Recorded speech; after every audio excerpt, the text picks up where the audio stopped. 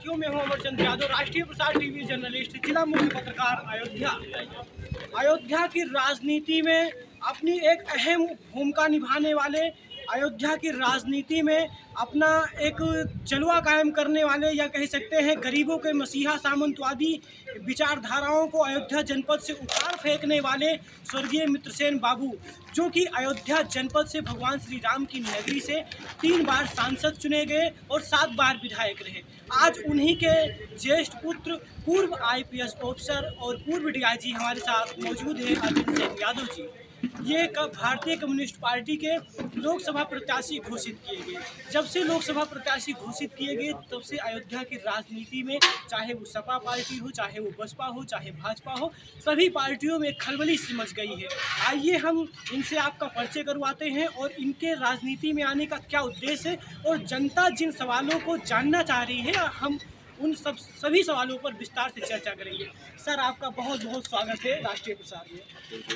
जी sir, जिस प्रकार से आप चुनावी रण में कूद पड़े हैं, तो आपको कहाँ ये प्रेरणा मिली कि हमको चुनाव में आना चाहिए? देखिए, मैं एक प्रशासनिक उसमें था, नौकरी में था, और जब मैं उससे मुक्त हुआ तो मैंने आकर के फैजाबाद के जो हालात देखे, जो राजनीतिक सिनेरियो है आपके फैजाबाद में, वो निश्चित रूप से दिशा है, नेतृत्व विहीनता सी नजर आ रही है। जब मैंने पाया कि आम आवाम की तकलीफ है, आम आवाम की समस्याएं सुनी नहीं जा रही, उनको किसी तरह की राहत नहीं मिल रही है, चाहे वो तहसील लेवल पे हो, चाहे वो थाना लेवल पे हो, चाहे वो जनपद मुख्यालय लेवल पे हो, तो मैंने तय किया कि समस्याओं का निराकरण।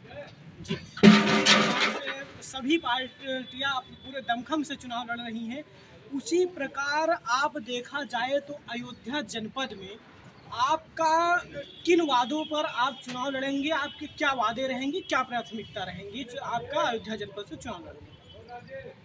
फैजाबाद को अगर आप अयोध्या धर्म नगरी के रूप में जो इसकी प्रतिस्थापना हो रही है, उसके सापेक्ष अगर आप देखेंगे तो विकास के नाम पे लोगों के घर तोड़े गए, उनको पर्याप्त मुआवजा नहीं दिया गया, सारे लोग पीड़ित हैं और अपने को व्यक्त नहीं कर पा रहे हैं, अपनी पीड़ा को व्यक्त नहीं कर पा रहे हैं। सबसे बड़ा मुद्दा तो फैजाबाद शहर के बाशिंदों का है, जिनके साथ अन्याय हुआ है, उनको पर्याप्त मुआवजा नहीं दिया गया।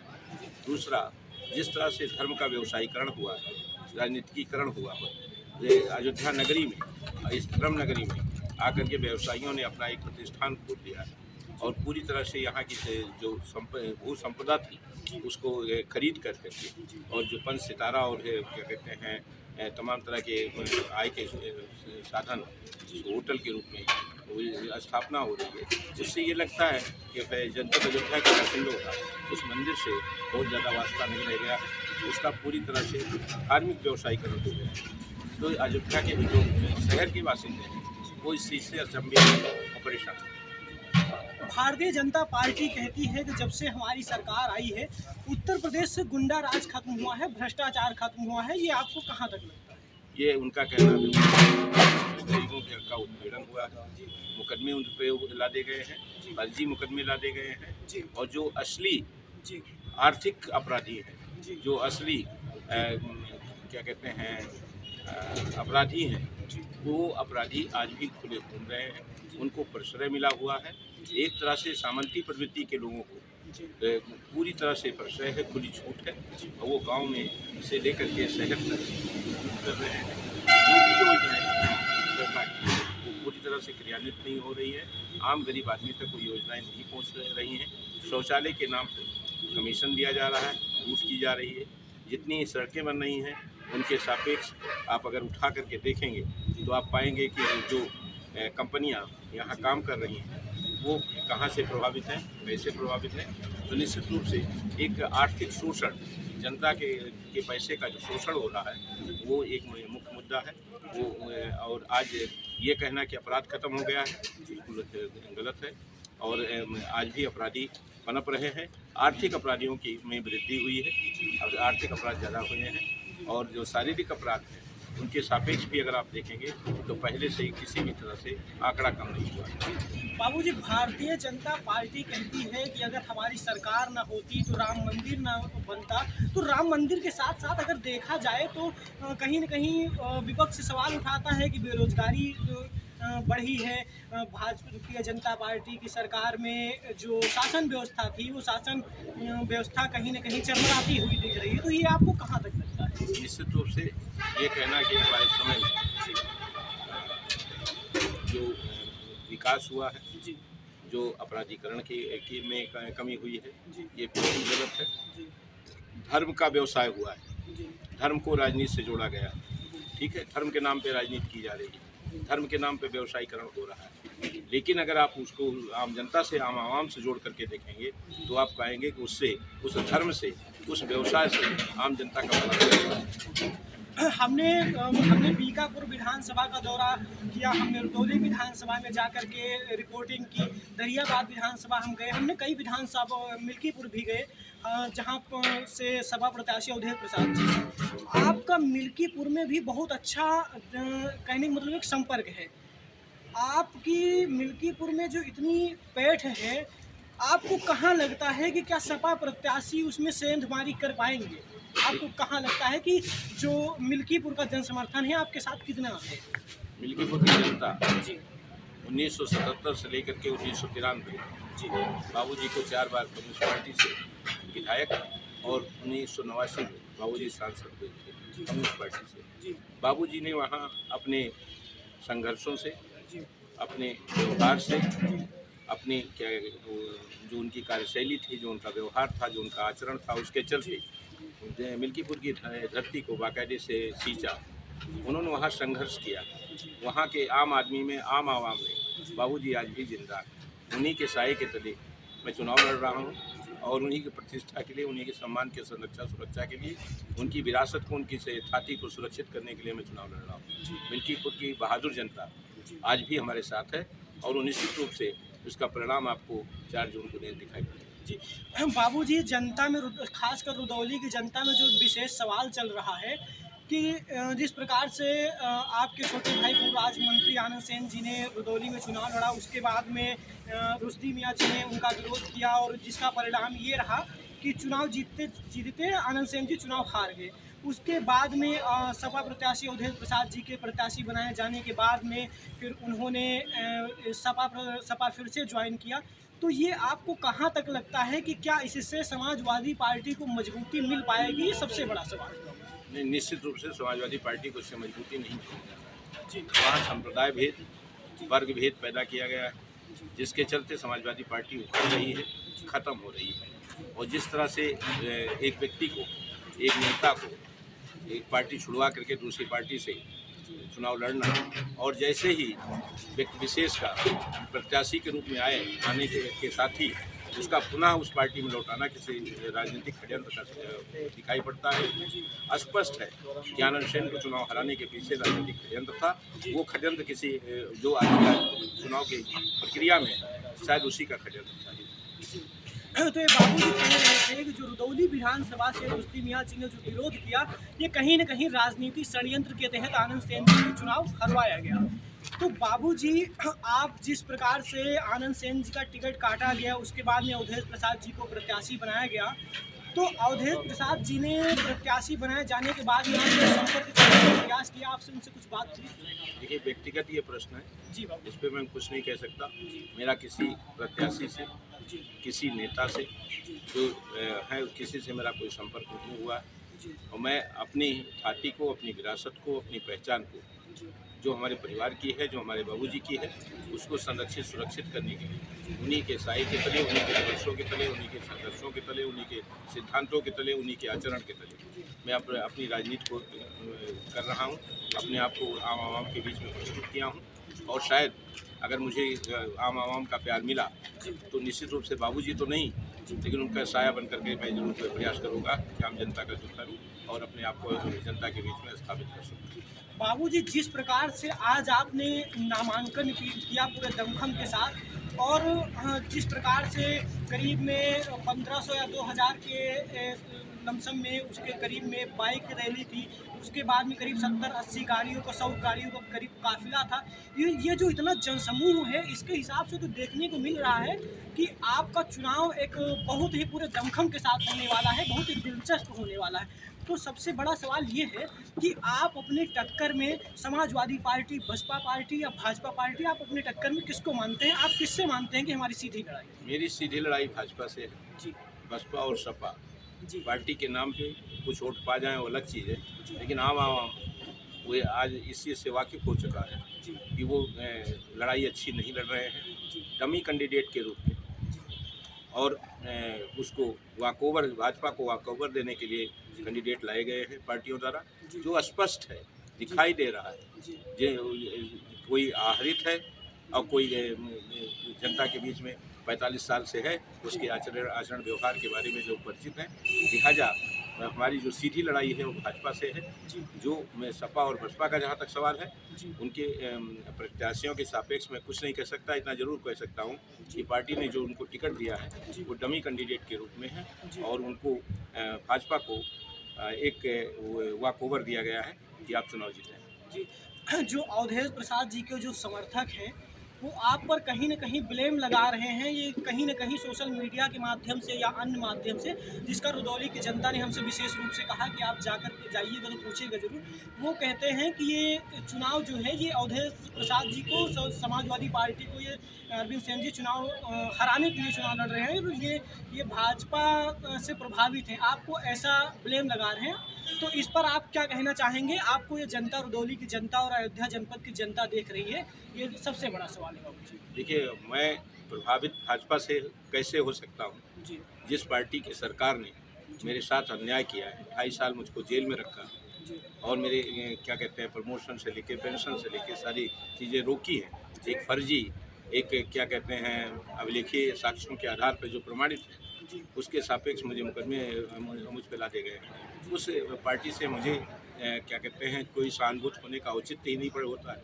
लेकिन अगर आरोप लगाने, जहाँ तक आरोप लगाने की बात है, जी, तो वो आरोप हम भी लगा सकते हैं, लेकिन जी, हम घटिया राजनीति नहीं करना चाहते हैं, व्यक्तिगत राजनीति, व्यक्तिगत आक्षेप की राजनीति नहीं करना चाहते हैं। लिहाजा मैं उस पर चुप हूँ, लेकिन अगर ऐसी कोई स्थिति बार बार आएगी तो मैं भी अपने आप को कहीं कहूँगा, क्योंकि नगर पंचायतों के चुनाव में जी, नगर पंचायत अध्यक्ष के लिए पैसे लेकर के टिकट बांटे गए हैं।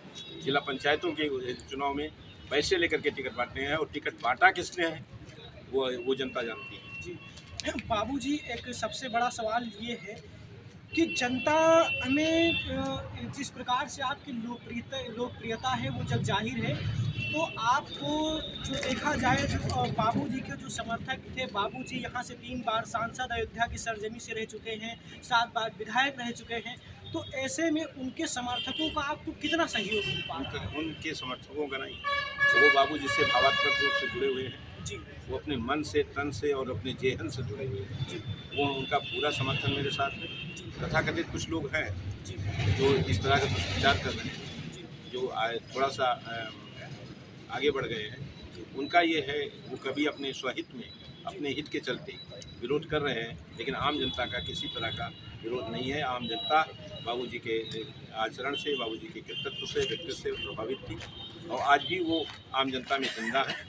उसी के तले मुझे लोगों का प्यार और स्नेह मिल रहा है। आम जनता हमारे साथ है। बाबूजी, कोविड-19 एक बहुत ही प्रसिद्ध, बहुत एक प्रकार से बहुत ही भयावह बीमारी हो गई थी।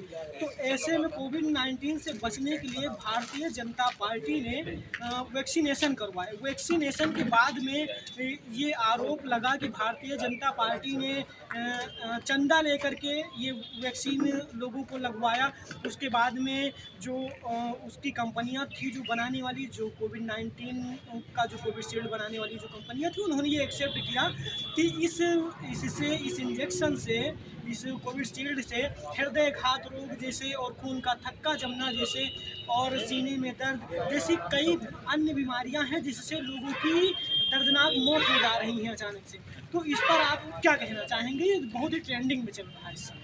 देखिए, ये माननीय न्यायालय के माध्यम से जी, ये जानकारी हुई है, कोविशील्ड जो वैक्सीन थी, जी, उसके सापेक्ष हृदयाघात शरीर खून के थक्के जमना और और सांस की बीमारी पैदा हो रही है। तो ये प्रकाश में आ गया है। माननीय न्यायालय में संबंधित कंपनी ने एक्सेप्ट किया है, स्वीकार किया है, जिसको जो आम जनता में एक भय का वातावरण बन गया है, उसके चलते निश्चित रूप से वैक्सीन के निर्माण का के लिए जो परीक्षण की अवधि होती है वो पूरी तरह से पूरी नहीं थी और जल्दबाजी में बिना परीक्षण के ये वैक्सीन बना दी गई थी, जिसका साइड इफेक्ट अब दिखाई पड़ रहा है। और ये निश्चित इसके सापेक्ष सरकार को चाहिए कि भारतीय जनता पार्टी की वैक्सीन नहीं थी, जो सरकार द्वारा निर्मित वैक्सीन किसी कंपनी द्वारा निर्मित वैक्सीन थी, तो इसका आम जनता में एक भयावह रूप है और आम जनता डरी हुई है। निश्चित रूप से इसके सापेक्ष सरकार को इन जो हृदयाघात और खून के थक्के जमने की जो एक शिकायत आ रही है, उसके लिए कोई नए सिरे से परीक्षण करा करके और नई कोई वैक्सीन या इससे बचत के कोई दवा ढूंढनी चाहिए, उसके लिए कार्रवाई करनी चाहिए। बाबूजी, जिस प्रकार से अगर अयोध्या की सरजमी पर देखा जाए तो समाजवादी पार्टी से सपा सुप्रीमो अखिलेश यादव जी भी प्रचार प्रसार करने आ रहे हैं। ऐसे में मायावती जी को सुनने में आ रहा है कि 17 मई को आ रही प्रचार प्रसार में, और उसमें नरेंद्र मोदी जी अभी हाल ही में 5 मई को आ रहे हैं। तो इतने बड़े बड़े दिग्गज हस्तियां आ रही हैं विपक्ष से, तो ऐसे में आप उनके सामने किस प्रकार से क्या आपको लगता है कि उनके आने से इस चुनाव पर बहुत बड़ा प्रभाव पड़ेगा? आपको क्या लगता है? जब राम मंदिर के निर्माण के बाद भी फैजाबाद के आवाम के किसी गांव में आप चले जाएंगे तो एक भी आदमी राम मंदिर का दर्शन करने नहीं आएगा, ठीक है। तो जब राम मंदिर के सापेक्ष आम जनता में किसी तरह की प्रतिक्रिया नहीं है, तो नेताओं के आने से किसी तरह की प्रतिक्रिया नहीं होगी। जो कस्टमरी वोटर हैं, जो पारंपरिक वोटर हैं, उनके ऊपर प्रभाव पड़ सकता है, लेकिन जो जनता आज की तारीख में दुखी है, परेशान है, सपा भी शासन कर चुकी है, बसपा का भी शासन लोग देख चुके हैं, भाजपा का शासन लोग देख रहे हैं, लेकिन तीनों शासन से लोग परेशान हैं। उसमें जातीय, धार्मिक, सांप्रदायिक, राजनीतिक और आर्थिक पहलू पर जब हम देखते हैं तो कहीं भी किसी भी गरीब आदमी को कोई राहत नहीं मिली। जो सरकारी धन को लेकर के सड़कों का निर्माण हो रहा है, शौचालयों का निर्माण हो रहा है और चीज़ें हो रही हैं, सब में कमीशनबाजी हो रही है और सब में आम जनता देख रही है कि घटिया स्तर के वो इस्तेमाल किए जा रहे हैं। इससे इन शासनों से हमारी आम जनता परिचित हो चुकी है, वो बदलाव चाहती है और बदलाव के लिए वो विकल्प ढूंढ रही है। निश्चित रूप से अगर विकल्प उसको मिला तो आपको उसको समर्थन देगी। आज भारत की जनता, आज प्रदेश की जनता, आज आपके फैजाबाद की जनता, जिसे धर्मनगरी के रूप में जाना जाता है, वहाँ की जनता चुप है, वो अपना निर्णय चाहे 20 मई को देगी। बाबूजी, जिस प्रकार से आपकी लोकप्रियता जो है इतने कम समय में, आपने करीब में मुश्किल से 10-11 महीने ही हुए होंगे जो जनता के बीच में सीधा जनसंपर्क, उसके बाद में आपका इतना एक प्रकार से इतना हलचल मचा दिए हैं आप पूरे जनपद में, अयोध्या जनपद से। तो अगर अयोध्या की जनता का आपको समर्थन मिलता है, अयोध्या की जनता को आप प्यार मिलता है, और अगर आप यहाँ से अयोध्या जनपद से सांसद चुने जाते हैं, तो आप किस प्राथमिकता पर काम करेंगे? आपका पहला काम क्या होगा अयोध्या के जनपद की जनता के? देखिए, जब अयोध्या के सापेक्ष जब मैं देखता हूँ तो चिकित्सा की नज़र से आप पाएंगे, एक हमारी बाज़ार है अमानीगंज। अमानीगंज बाज़ार में एक भी MBBS डॉक्टर प्राइवेट प्रैक्टिस में भी नहीं है।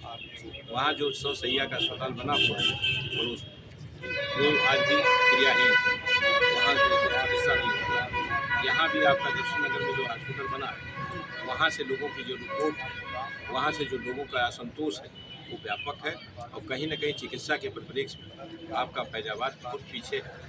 शिक्षा की नज़र से भी किसी तरह की कोई प्रगति नहीं हुई है। अगर ना टेक्निकल कोई कॉलेज बनाया गया है, तो चाहे वो शिक्षा हो, चाहे वो चिकित्सा हो, चाहे वो क्या कहते हैं आपकी गरीबी हो, चाहे वो क्या कहते हैं छुट्टा जानवरों का आतंक हो, तो ये सब चीज़ें, और चाहे वो ज़बरदस्ती फैजाबाद के गरीबों की ज़मीन की कब्जेदारी हो, गांव के गांव चिन्हित किए जा रहे हैं, जिनको बर्बाद किया जाएगा, ख़त्म किया जाएगा विकास के नाम पे और ढेर सारे लोगों के साथ नुकसान हो चुका है, उनको प्रॉपर भरपाई नहीं मिली है, मुआवजा नहीं मिला। ये ढेर सारे मुद्दे हैं जिनको लेकर के मैं आम आवाम के बीच में हूँ, और अगर मुझे मौका मिला तो मैं इनके निस्तारण की कार्रवाई करूँगा। हम बाबूजी, जिस प्रकार से अयोध्या जनपद में भारतीय कम्युनिस्ट पार्टी पूरी मजबूती के साथ, पूरे दमखम के साथ बड़ी पार्टियों की तरह चुनाव लड़ रही है, तो उस प्रकार से अगर देखा जाए तो आने वाले आगामी विधानसभा के चुनाव में भी क्या कम्युनिस्ट पार्टी अपना पांचों विधानसभा में अपना प्रत्याशी उतारेगी? ये सबसे बड़ा सवाल जो जनता में चल रहा है। निश्चित रूप से हम अपने आप को जब जनता के बीच में जनता का प्यार और स्नेह मिलेगा, तो मैं निश्चित रूप से ये कहना चाहता हूँ कि जब आम जनता का मोह भंग होगा, आम जनता गरीबी और अमीरी को लेकर के, सांप्रदायिकता को लेकर के, धर्म को लेकर के, जाति को लेकर के जो राजनीति हो रही है, उसके सापेक्ष अगर उसका विमोह हुआ, तो निश्चित रूप से मैं फैजाबाद से पांचों विधानसभाओं से कम्युनिस्ट पार्टी के प्रत्याशी उतारेंगे और उनको मजबूती से लड़ाएंगे और जीतेंगे। एक आखिरी सवाल आपसे ये है कि जिस प्रकार से सभी राजनीतिक दल आपस में संगठन कर रहे हैं, जनसभाएं कर रहे हैं, उसी प्रकार आपका जो जनसंपर्क है ये लोगों के बीच में कितना मजबूत होगा? देखिए, हम जनता हमारा चुनाव लड़ रही है, जनता की भावनाएं हमारा चुनाव लड़ रही हैं, और मीटिंग और प्रदर्शन ये हमारे उसमें नहीं है एजेंडे में।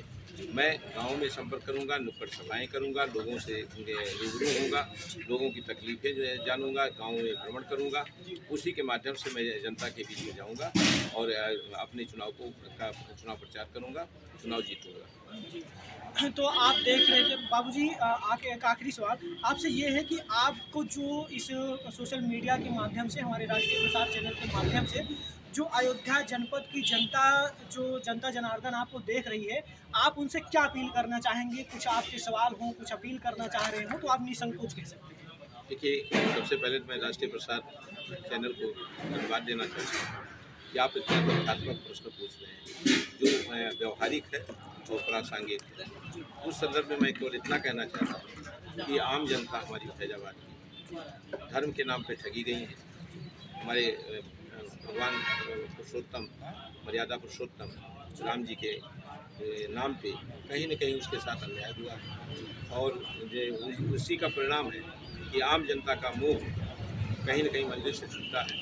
आज कोई किसी भी चैनल पर राम मंदिर का प्रचार प्रसार करते हुए आप नहीं पाएंगे, राम मंदिर के नाम पर वोट मांगते हुए नहीं पाएंगे। तो जनता हमारी ठगी गई है। उसके सापेक्ष जो भी कार्रवाइयाँ हुई हैं, उसमें जनता को बराबर उसका मुआवजा नहीं दिया गया है। और ये इसके अलावा जनता अब जान चुकी है कि धर्म को जिस तरह से राजनीति का शिकार बनाया जा रहा है, राजनीति का विषय बनाया जा रहा है, उससे वो उठ चुकी है। और मैं जनता को ये बताना चाहता हूँ कि आपके जो धर्मनगरी थी, जो धर्मनगरी है, उसमें जो आपकी उपादेयता थी, आपकी जो उपयोगिता थी, आपकी जो सहभागिता थी, उसको खंडित किया गया है। वो कहीं न कहीं पूंजीपतियों के हाथ में चली गई है, कंपनियों के हाथ में आपकी धर्मनगरी चली गई है, और उसका जो व्यवसायीकरण हुआ है वो बहुत ही गलत हुआ है। आम जनता को उससे कोई सरोकार नहीं। हमारी ज़मीनें चली गई हैं, हमारी खेती चली गई है, हमारी मकान चले गए हैं, लेकिन उससे हमें कोई लाभ नहीं है। बाबूजी, अगर मान लीजिए कि आप यहाँ से अयोध्या जनपद से आप सांसद चुने जाते हैं, आप सांसद को चुनाव जीतते हैं लोकसभा से, तो आप इंडिया गठबंधन में जाएंगे या एनडीए गठबंधन में जाएंगे? ये सबसे बड़ा सवाल। कम्युनिस्ट पार्टी इंडिया गठबंधन का हिस्सा है, लेकिन जहां उनके साथ ताल्लुकात नहीं अच्छे हैं, वहाँ उन्होंने अपने कैंडिडेट खड़े किए हैं। जो कैंडिडेट जो लोग चुन करके जनता के माध्यम से आएंगे तो इंडिया गठबंधन के साथ रहेंगे। बाबूजी, आपकी नज़रों में सबसे अच्छा राहुल गांधी जी या मोदी जी, इन दोनों में से आपकी नज़रों में सबसे अच्छा नेता? देखिए, इन दोनों का जो अलग अलग अपना व्यक्तित्व है, दोनों के व्यक्तित्व में अलग अलग विशेषताएं हैं, अलग अलग दुर्गुण हैं। तो किसी कसौटी पर कोई खड़ा सही ठहरता है, किसी कसौटी पर कोई खड़ा ठहरता है। लेकिन जब जनहित की बात आती है, जब जन कल्याण की बात आती है और जब संघर्ष की बात आती है, जब लोगों के बीच में अपने को प्रस्तुत करने की बात आती है और जनता की लड़ाई लड़ने की बात आती है, तो उसमें कहीं न कहीं राहुल जी बेहतर पड़ते हैं। तो और अगर देखा जाए उत्तर प्रदेश की हम बात कर लें तो उत्तर प्रदेश में काफ़ी पेचीदा सवाल है कि उत्तर प्रदेश में आपकी नज़रों में सबसे अच्छा नेता कौन, मायावती जी, अखिलेश जी या योगी आदित्यनाथ जी? देखिए, ये इस प्रश्न को मैं स्पष्ट रूप से जवाब नहीं दे सकता, क्योंकि किसी नेता के व्यक्तिगत उस पर कमेंट करना अच्छी बात है, लिहाजा मैं इसका जवाब नहीं देना चाहता।